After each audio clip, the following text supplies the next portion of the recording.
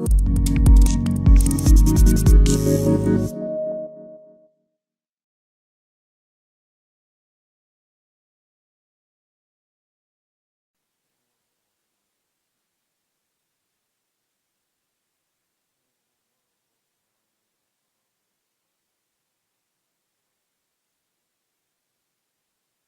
rabbi shrah li sadri wa yassir li amri wahlul 'uqdatam min lisani yafqahu qawli.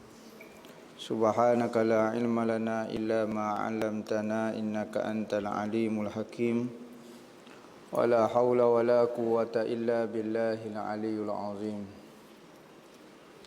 Nawaitu ta'lu wa ta'lim wa tazakkura wa tazkira wa naf'a wal intifa' wal ifadah wal istifadah.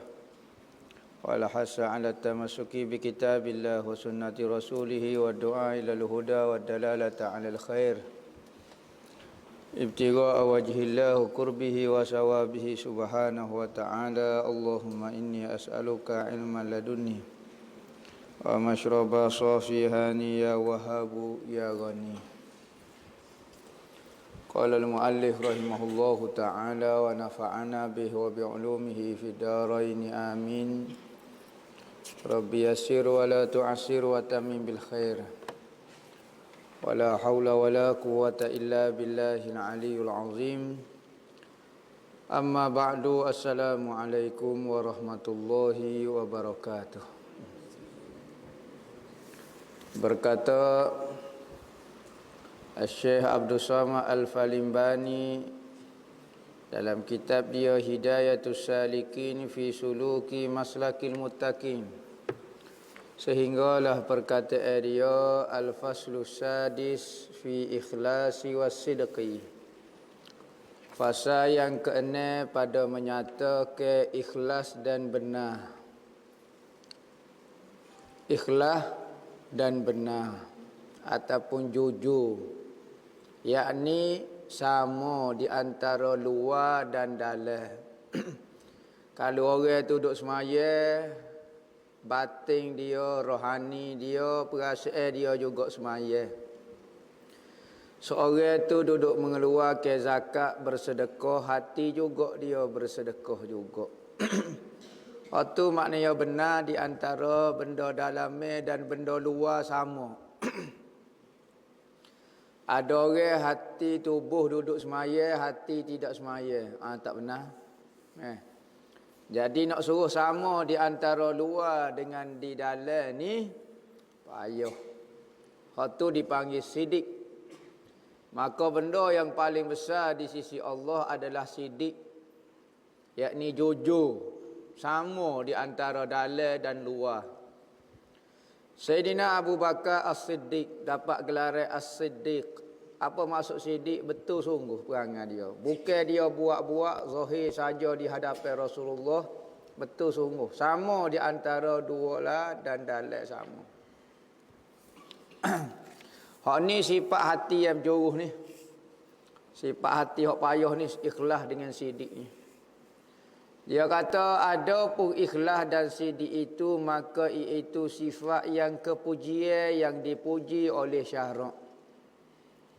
Dan tiada diterima oleh Allah Ta'ala akan ibadat seseorang itu melainkan dengan ikhlas. Seperti firman Allah Ta'ala, wa ma umiru illa liya'budullaha mukhlishina lahuddin. Dan tiada disuruh Allah Ta'ala akan mereka itu kecuali kerana berbuat ibadat akan Allah, padahal ikhlas mereka itu di dalam hatinya. Yakni tujuan Tuhan suruh buat ibadat biar ikhlas. Tetapi kalau tak boleh ikhlas nak tinggal ibadat tu, saya tak boleh sebab saya buat tidak ikhlas, maka saya nak tinggal ibadat tu. Jangan. Ada orang nak tunggu ikhlas baru buat ibadat.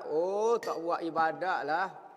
Kalau nak tunggu ikhlas baru buat ibadat, nescaya tak buat ibadat lah. Tetapi katanya ulama, buat ibadat sehingga kita jadi ikhlas. Jangan tunggu ikhlas baru buat ibadat.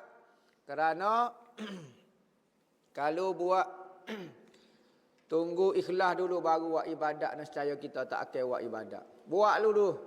Biarlah keadaan riak wujud dulu, tak apa dulu, lama-lama dia akan jadi ikhlas. Dan ikhlas ni payah.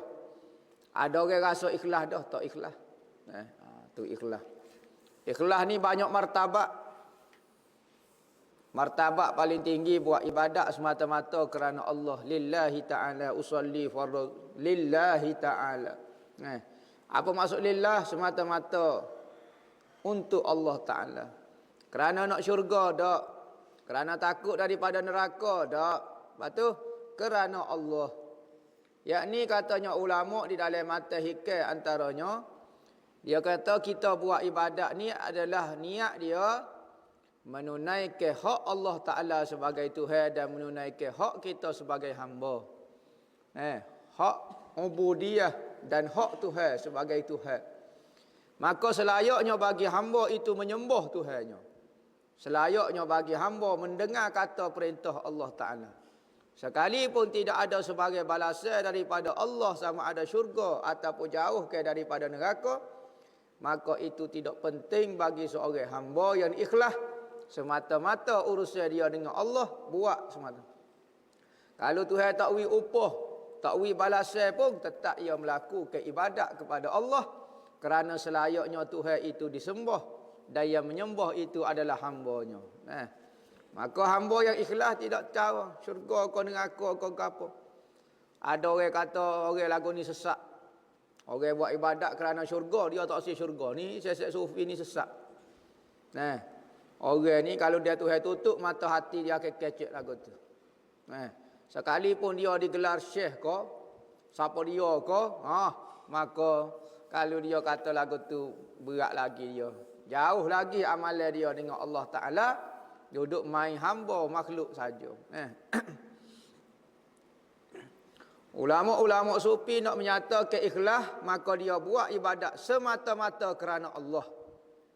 Bukan kerana pahala, bukan kerana apa. Kerana syurga dan neraka itu masih lagi makhluk Allah Ta'ala. Kita mesti tuju kepada pencipta, kepada syurga dan neraka, iaitu Allah Ta'ala. Barulah kita ikhlas. Dia kata yakni tiada diterima oleh Allah Ta'ala akan ibadat seseorang hambanya itu melainkan dengan ikhlas semata-mata kepada Allah. Dan jangan engkau sekutukan akan ibadat itu dengan yang lain daripada Allah Ta'ala. Seperti riak.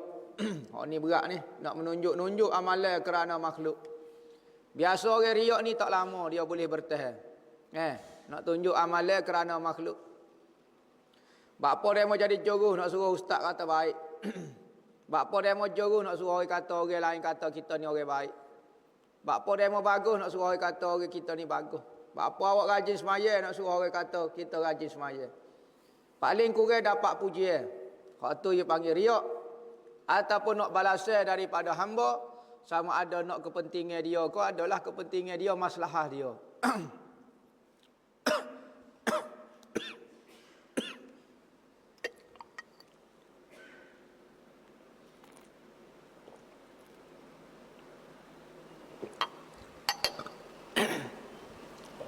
Kedua, sum'ah dan sum'ah. Apa maksud sum'ah? Sum'ah ni nak memperdengarkan semua ibadat kita kepada makhluk. Kita bangun ke apa dia tengah malam, kita berzikir, kita bersedekah, kita ke apa nak memperdengarkan kepada makhluk. Supaya manusia dengar segala ibadat kita. Ni sum'ah. Buat kerja molek dah. Tetapi nak suruh orang tahu, bangun tahajud malam pukul 2 dah. Tapi wak lolok ngatuk depan orang. Apabila orang tanya, Allah tak tahulah gua tahu bangun tahajud semalam. Nak oyak kat orang. Wak muka moyok ya, nak oyak lapar depan orang, nak oyak kata kita ni puasa. Hak tu dipanggil sum'ah. Nak memperdengarkan. Manakala riak, mula-mula nak buat tu kerana makhluk dah. Sum'ah ni dia puasa tahajud semalam, masa puasa tu bukan kerana makhluk. Buat kerana Tuhan dah. Tetapi lepas pada buat ibadat, dia lagi setan suruh tipu. Koyaklah makhluk. Koyaklah ibadat hok membuat ikhlas malam tu kerana Tuhan. Koyak kau orang. Sum'ah. Riak ni petai hari lagi kerana makhluk hari. Petai mula-mula lagi. Mula-mula bangun tahajud tu kerana makhluk dah. Mula-mula beri sedekah tu. Mula-mula jadi baik tu kerana makhluk dah. Hak ni lagu mana? Sum'ah riak ni. Riak tak ada pahala langsung. Ulama kata. Kerana Mula-mula ibadat kerana makhluk. Manakala sum'ah, ada pahala. Semalam dia tahajud kerana Allah. Tetapi hari ni pula sum'ah. Sum'ah ada kata dapat pahala juga. Sebab dia sum'ah. Lepas tu pahala, pahala dosa saja sum'ah.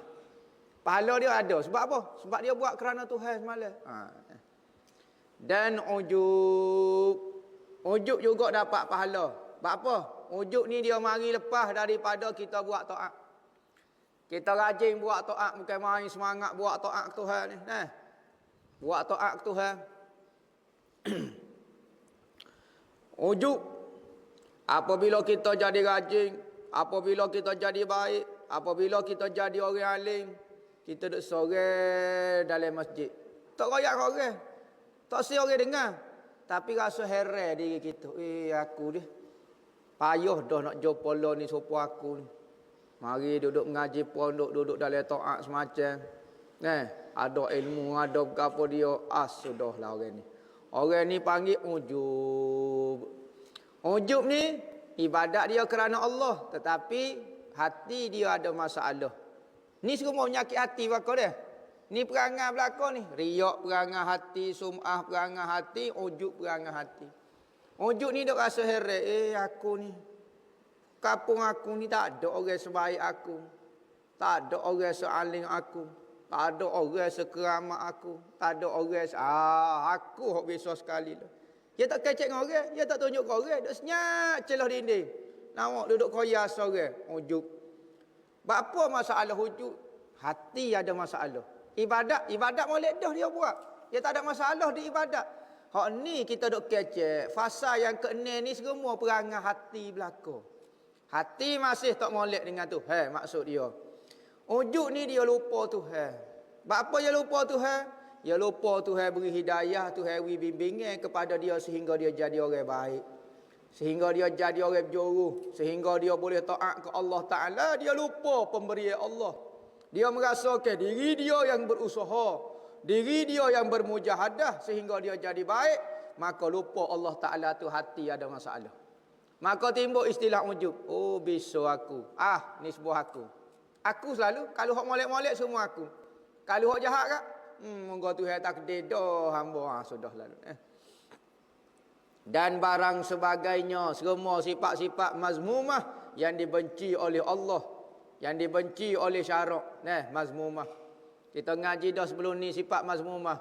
Lah ni pasuk sifat mahmudah. Ngaji dah sifat mazmumah. Ngaji dah sifat mazmumah. Sudah tak ingat awal. Lah ni kita ngaji sifat mahmudah dah. Mazmumah lepas dah riak ujub apa kena buat belaka perangai kita. Kita jurus setara mana. Kalau hati kita tak molek, masalah selalu. Lah ni kita dok kecek bab amalan batin. Amalan kita ni ada dua, amalan zahir dengan amalan batin. Zahir hak luar. Bab semaya, bab gapo, maksiat pun maksiat zahir, maksiat zahir, ibadat zahir. Ibadat batin lawan dia maksiat batin. Maksiat batin hati ada masalah. Batin dipanggil. Maka hak tu dipanggil mazmumah, dicecah oleh syarak. Mahmudah dipuji oleh syarak. Seperti firman Allah Ta'ala, ala lillahi dinul khalis. Artinya adakah tiada bagi Allah Ta'ala agama yang khalis, yang ikhlas. Yakni tiada ada bagi Allah Ta'ala itu melainkan agama yang suci. Tak boleh dicampur aduk ke. Mesti kena ikhlas buat ibadat. Pas tahu mana ikhlas buat ibadat semata-mata kerana Allah. Tuhan nak wi pahala, Tuhan nak wi ganjaran, itu kelebihan Allah Ta'ala nak wi kita. Haza min fadli Rabbi. Ni semua adalah kelebihan Tuhan yang beri kepada aku. Bukan kerana kebaikan aku, bukan kerana kesungguhan aku, bukan kerana mujahadah aku. Semata-mata kasih sayang Tuhan nak beri kebaikan kepada aku. Haza min fadli Rabbi. Kata-kata Nabi Allah Sulaiman alaihi salam. Haza min fadli Rabbi. Betul? Kata-kata Nabi Allah Sulaiman alaihi salam apabila Allah Ta'ala beri kepada dia banyak. Jadi Nabi lagi, jadi raja lagi, pemerintah yang tak ada orang boleh sehebat Nabi Allah Sulaiman alaihi salam dari sudut pemerintah dia. Dan sabda Nabi SAW di dalam hadisul qudsi, yaqulullahu ta'ala al-ikhlasu sirrun min asrari astauda'tuhu qalba man ahbabtuhu min ibadi. Artinya firman Allah Ta'ala, ikhlas itu satu rahsia daripada beberapa rahsiaku. Apabila benda rahsia boleh nampak tak? Tak boleh nampak. Boleh tahu ke tak? Rahsia. Sehingga ke malaikat pun tak boleh nak catat keikhlasan ni. Sehingga setan pun tak boleh mengganggu kerana terlalu ikhlas. Tak tahu. Setan pun tersembunyi. Nampak macam ai nak nunjuk. Tapi setan pun pening. Kerana ibadat ikhlas adalah rahsia Tuhan. Apabila rahsia, Tuhan saja yang mengetahuinya keikhlasan. Malaikat hanya tulis, Sianu bin Sianu, Fulan bin Fulan, mari mengaji ilmu. Perak tulis gitu. Pahala dia sekian-sekian. Malaikat hanya mencatat sahaja. Manakala yang memberi adalah Allah. Yang mengetahui hakikat sebenar hanya Allah. Kita baca dah hadis Sayyidina Muaz ibnu Jabal. Muaz bin Jabal, hadis 7 peringkat langit. Tapi amalan kita. Ada amalan tu malaikat wak mari 7 petala langit dah. Malaikat mari sambut amalan kerana terlalu hebat. Amalan jihad, amalan gini. Mari penuh dengan bercahaya dah amalan tu.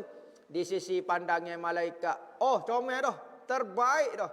Lepas langit ketujuh dipersembahkan ke Tuhan. Bukan Tuhan duduk di langit ketujuh, tetapi tempat letak amalan di situ. Tempat persembahan amalan di situ. Bukan Tuhan duduk situ. Malaikat akan wak naik doa-doa, wak naik amalan semua di langit. Bukan Tuhan duduk atas langit. Tuhan tidak perlu kepada langit, bumi itu semua ciptaan dia. Kalau Tuhan masih perlu kepada langit, bumi, arah kau gapo, Tuhan itu masih lemah lagi. Kalau tahap tu tak layak lagi jadi Tuhan. Masih memerlukan sesuatu lagi. Sedangkan Tuhan yang bernama Allah itu tidak perlu kepada apa-apa. Hebat atau hebat dia. Orang manusia bisa setara mana nak kepada sesuatu. Makhluk bisa setara mana pun perlu kepada sesuatu. Maka apabila rahsia Tuhan, Tuhan saja tahu. Seperti hadis Sayyidina Mu'ah kata, apabila malaikat 7 bertala langit wak naik, maka Tuhan kata, ambil amalan ni, gupa-gupa pekung kepada muka Tuhan dia. Malaikat terkejut. Tak ikhlas lagi setara ni, ya Allah, ya Tuhanku. Katanya Allah Ta'ala, aku tahu. Aku tahu semua amalan hamba-Ku kerana aku betul-betul ataupun. Maka perasaan kita, resi kita, Tuhan yang mengetahuinya. Malaikat catat. Tetapi yang mengetahui sebenarnya adalah Allah Ta'ala. Maka apabila benda ikhlas itu rahsia, maka aku taruh akan dia, akan rahsia aku saat ni, yakni ikhlas dalam hati seseorang yang aku kasih akan dia. Apabila rahsia Tuhan, maka ikhlas ni Tuhan akan beri kepada Tuhan orang yang ia kasih. Orang yang Tuhan kasih. Jangan kita faham Tuhan kasih tu Tuhan ada satu hati perasaan menyebabkan cenderung hati. Tak, bukan lagu tu. Maksud kasih ini Tuhan nak beri nikmat kepada kita. Nikmat semata-mata dengan cara Tuhan beri ikhlas kepada kita. Sebab tu kena minta ikhlas. Jangan merasai rasa ikhlas. Ya Allah, ya Tuhanku, beri hamba ikhlas dalam taat. Allahumma ja'alna minal mukhlasin. Le bagi atas. Ada orang baca doa mukhlisin. Ya Allah, jadikan aku orang yang ikhlas. Beza apa dia? Mukhlisin dengan mukhlasin. Mukhlisin tu dia yang buat ikhlas. Dia rasa. Mukhlasin, dia bukan. Dia dibuat ikhlas oleh Allah Ta'ala. Mukhlasin. Kalau nak doa, baca le bagi atas lebih afdal lagi. Allahumma ja'alna minal mukhlasin. Daripada orang yang mu buat jadi ikhlas. Daripada hamba-Ku. Dan sabda Nabi SAW, akhlisil amal yujzika minhul qalil. Minhul qalil. Artinya ikhlas engkau akan agamamu. Semua urusan agamamu, ibadatmu, apa sahaja ikhlas ke? Maka memadalah akan dikau amal yang sedikit. Sedikit amalan tapi ikhlas belaka. Mana banding dengan amalan yang banyak tetapi tidak ikhlas, tidak ada nilai. Kerana amalan yang ikhlas saja dinilai oleh Allah. Sabda Nabi sallallahu alaihi wasallam, innallaha azza wa jalla la yaqbalu minal a'mali illa ma kana lahu khalisan wa ibtigha'a wajhih. Artinya bahawa Allah azza wa jalla tiada menerima daripada segala amal melainkan yang ada baginya ikhlas dan berkehendak kerana zat Allah Ta'ala. Jadi Tuhan tak akan terima mana-mana amalan kecuali nak kepada diri dia. Ini orang ikhlas. Tetapi ada orang lagi buat ibadat semata-mata Allah Ta'ala yang menggerakkan dia. Dia tidak merasai dia yang beramal. Dia tidak merasai dia yang melakukan perbuatan itu. Dia semaya. Oh, rajin demo semaya. Oh, bukan saya. Allah Ta'ala yang menggerakkan tangan saya, menggerakkan akal saya, menggerakkan tubuh saya jadi semaya ni. Wallahu khalaqakum wa ma ta'malun. Allah yang menciptakan zat tubuh kamu dan semua perbuatan kamu. Siapa dia yang merasai lagu tu, maka dia tidak ada amalan. Apabila tidak ada amalan, akhirat semua amalan dia tidak ditimbang kerana bukan amalan dia. Bukan amalan dia. Amalan yang ditimbang, amalan yang dihisap kalau amalan dia. Amalan kita rasa kita yang melakukan dia. Kita rasa kita yang sembahyang, kita rasa kita yang puasa, maka semua amalan sembahyang puasa kita akan dihisap. Kalau ikhlas boleh pahala, boleh gapo, kalau tak ikhlas masalah. Tetapi ada orang tidak merasai dia yang beramal. Maka yang dikira adalah peramalan kita, bukan amalan kita tidak kira.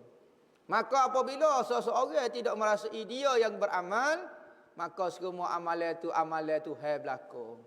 Maka amalan Tuhan la yus'alun, tidak ditanya. Wa hum yus'alun, Tuhan tidak ditanya, tetapi kamu yang akan ditanya. Maka kalau kita buat ibadat Tuhan yang kita merasai Tuhan yang buat, maka Tuhan tidak ditanya. Maka kalau kita rasa kita yang buat, maka kita yang akan ditanyanya. Syahadat dan hakikat ikhlas pada istilah lughatan iaitu menyucikan sesuatu yang bercampur dengan sesuatu yang lain. Itu maksud ikhlas dari sudut bahasa, kita bersihkan satu benda daripada satu benda lain. Misalnya kita pergi ambil madu. Nisai madu tu kan campur dengan sarai madu, campur dengan anak lebah ke apa dia, kita pun tapih. Proses tapih tu dipanggil ikhlas. Maka jadi tubiklah madu tu madu hok bersih molek. Begitu juga amalan kita. Kita jangan buat malah, kena tengok sikit amalan kita. Sebab tu ulama penting sangat niat. Kita nak mari balasah niat, nak mari ngajar niat, nak mari dengar niat, nak mari belajar, nak mari duk pondok kena niat belako-lako. Sebab tu ulama kalau buka kita hadis, kalau kita hadis yang pertama innamal a'malu binniyat. Fikir niat rugilah. Kita duduk semaya lama mana dah tak ikhlas, duduk pondok lama mana dah tak ikhlas. Maka buat sesuatu jangan capur selain pada Allah. Wala yusyrik bi ibadati rabbih ahada. Jangan mensyirikkan dalam membuat taat ke Tuhan seorang pun sesuatu pun dalam surah Al-Kahfi tu dah ayat akhir. Maka apabila suci sesuatu itu daripada yang mencampuri itu, maka dinamakan khalis. Benda hak bersih tu dipanggil khalis, suci murni. Dan dinamakan perbuatan orang yang menyucikan itu ikhlas. Perbuatan membersihkan itu ikhlas. Benda hak keluar tu dipanggil khalis, bersih. Seperti firman Allah Ta'ala, nusqikum mimma fi butunihi min baini farasin wa damin labanan khalisan sa'igan lisyaribin. Artinya kami berikan minuman akan kamu daripada apa yang ada di dalam perutnya, perut lebah. Yang keluar di antara bukan perut lebah ni, perut binatang tu. Yang keluar daripada antara najis tahid dan darah. Ni perut. Kalau alif belakang ni najis, alif depan ni darah.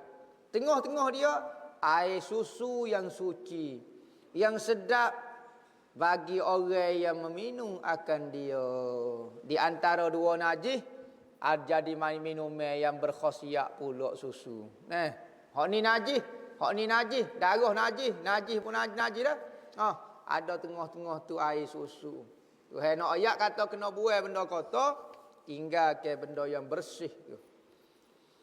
Adapun hakikat ikhlas itu pada istilah syarak pula saat ni menurut bahasa. Menurut syarak pula maka iaitu seperti yang dikata oleh Ibrahim bin Adham.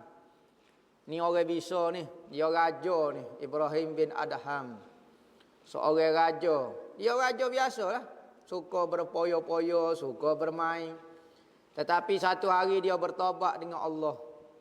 Seminggu nak jadi baik tak perlu. Seminggu nak jadi wali Tuhan, 40 tahun duk bertapa nak jadi wali Tuhan, tak perlu sebenarnya. Patu lama mana nak jadi wali Tuhan? Sekelip mata ya sebenarnya. Kenapa jadi lama duk bertapa, duduk suluk? Kerana kita yang malah nak jadi jujur dengan Tuhan. Orang nak jadi jujur dengan Tuhan hanya memerlukan sekelip mata hanya.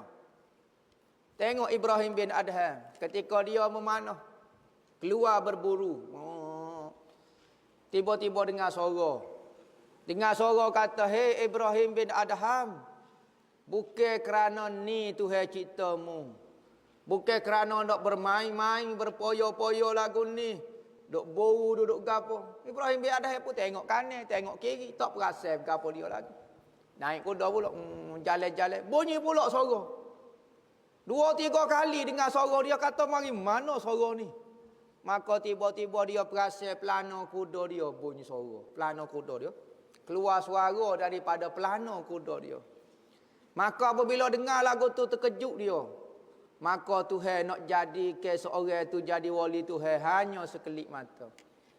Dia pun turun daripada kuda dia. Dia panggil hamba dia. Hamba dia, okey? Dia kata kita tukar baju dua. Tukar baju dua. Dia mau ambil baju pakaian raja hamba. Hamba ambil pakaian hamba dia. Dia pun jalan kaki jadi wali selalu. Pergi pondok. Ngaji kita. Tak. Semata-mata kita jujur dengan Allah. Jadi wali. Paduk ngaji kita ni. Hak ni cara lama. Hak cara sebentar. Hati kita tu nak Allah Ta'ala sungguh. Berpaling kepada Allah. Tinggal selain pada Allah. Cukup. Orang tanya Syekh Abdul Qadir Al-Jailani. Syekh, nak sapak Tuhan ni lama mana perjalanan? Lama mana kau kita nak melalui satu perjalanan nak sapak Tuhan? Katanya Syekh Abdul Qadir Jailani, tidak lama, hanya 2 langkah sahaja. 2 langkah Syekh, sungguh 2 langkah. Gapo dia? Selangkah buat taat, selangkah tinggal maksiat. Siapa selalu Tuhan? Lah ni kita tak melangkah, walau so pun kita tak melangkah. Sekali pun kita pergi ke hulu ke hilir, cari tempat mengaji, cari gapo, pergi dengar, pergi goni, pergi tapo, pergi suluk, tetapi kita tak melangkah pun hati kepada Tuhan, habis masa beribu tahun pun tidak sapak Tuhan. Tetapi kalau kita duduk di rumah saja, duduk tempat kerja, duduk kedai kopi, hati kita pergi Tuhan, wali selalu lah ni. Lah ni kita tak jalan masalahnya. Tak jalan langsung setengah tu. Selakah hak Syekh Abdul Qadir Jailani royak pun tak buat. Selakah tinggal maksiat tak boleh buat pakhla ni. Selakah tu tak boleh pas sudah. Buat taat tu rajin, ada tengah selakah. Selakah kedua tak boleh nak buat kerja. Maka salah siapa dia? Kita tak boleh melangkah. Tengok kepada usaha ikhtiar kita lah. Tengok pada pilihan dan perbuatan Tuhan, tak boleh nak kecek lah. Tu cara dia. Ni Ibrahim bin Adham. Tak ngaji pondok, tak. Lepas tu duk mana? Haji pernah pergi suluk gua mana? Tak. Lepas tu, jadi wali. Hati dia saja gitu. Jadi wali saja. Tak syarat pecah baju ke apa dia. Tetap pakai baju. Nak pakai baju kok, pakai baju gapo dia. Kau seluar jing, kau perok. Hati gitu. Jadi wali. Pakai jubah, pakai serban, pakai gapo pun. Duduk depan orang, wi nasihat ke orang pun. Hati tak boleh melangkah. Tak boleh jadi gapo pun. Sudah masalah. Lagu tu lah. Tu wali sebenarnya. Tu sebenar matlamaknya. Kita mengaji kitab panjang-panjang ni kerana tu sebenar. Nak suruh kita tu melangkah sebenarnya. Kalau tak melangkah, tak jadi wali. Pas bote, kita tak tasawuf, pas bote. Nasihat daripada wali-wali Tuhan, gini-gini, tak berjalan, tak jadi apa. Siapa bilalah entah tidak akan merasai ilmu wali-wali. Ni bukan ilmu dia lagi ni. Ilmu ni boleh baca. Mereka boleh baca, orientalis boleh baca. Tetapi hak duduk dalam hati yang Tuhan beri kepada popok dia ni, kita tak akan rasa ilmu macam mana ilmu wali. Katanya Imam Bajuri dalam syarah kitab Matan Fathul Qari tu dah. Hasyiah Bajuri dia kata malam pertama menjadi wali adalah Tuhan membuka 25 juzuk ilmu. Yang tidak ada dalam kitab ni. Ilmu ni tak ada dalam kitab. Bukan baca tak. 25 juzuk ilmu. Malam pertama baru. Jadi wali. Tuhan buka 25 juzuk ilmu. Ilmu yang paling rendah sekali mengetahui semua khasiat-khasiat tumbuhan dan pokok-pokok atas muka ni. Gi pokok-pokok. Apa dia khasiat amba? Khasiat amba gini. Berok. Ni. Tu malam pertama jadi wali. Kalau malam kedua, malam ketiga, siapa bila nak rasa ilmu lagu ni? Ni ilmu kitab baru ni. Ilmu hak dalam hati sungguh. Min ladunna ilma ni tak boleh lagi buat kita. Katanya Ibrahim bin Adham kata al-ikhlasu sidqun niyah ma'allahi azza wa jalla. Katanya Ibrahim bin Adham, ni wali ni. Dunia mengiktiraf dia jadi wali. Wahabi tak sekira lah. Wahabi kata dia bukan wali ni karut. Orang sekira Wahabi. Orang tak pakai kata-kata Wahabi. Orang Wahabi dia sendiri tak mengaku dia Wahabi. Malu nak sebut Wahabi. Tiba-tiba duduk backup lagi Wahabi. Orang kata kok Wahabi sesat tak. Pas demo Wahabi. Tak. Pas tu hak mana sebenarnya? Ya demo duk sokong sungguh sangat. Apa kata demo Wahabi? Demo malu. Nama Wahabi tu malu dah kata. Kita Syafi'i. Hamba Syafi'i. Demo duk sokong Syafi'i. Demo Syafi'i ke? Hamba Syafi'i. Tak malu mengaku. Tapi kumpulan ni ada dia sokong Wahabi, sokong Wahabi. Orang tanya demo Wahabi. Tak. Pelik sungguh. Pada demo bukan Wahabi. Pada demo serati lagu mana? Hamba duk kata kok Wahabi bukan ke demo. Hamba serati demo kata lagu tu. Demo Wahabi lah tu. Supaya orang misalnya seorang tua kata, siapa dia makan lada, dia rasa pedas. Orang kecek bawah habis serati. Serati tu demo jala dah tu. Amo ahli sunnah ke mana? Serati. Kita bukan kata ke dia. Mau kata kau ada Wahabi, buat apa demo serati juga. Dia kata dok kata kau Wahabi. Ni bagi nak pecah umat belaka ni. Ni Yahudi belaka ni. Yahudi nak suruh kita pecah. Dok kata ni Wahabi, dok kata Wahabi. Kita kena bersatu gak lawan Yahudi. Ya kecek bak dia sebut Yahudi lalu. Yahudi apa? Ulama daripada mula timbul Wahabi dok kecek. Ulama bukan Yahudi dok kecek. Kata Wahabi ni sesat. Bukan Yahudi siapa dia kata. Ni kata ni saja ni Yahudi nak suruh memecahkan umat. Ulama dok kecek. Ulama ni tak kecek kau orang.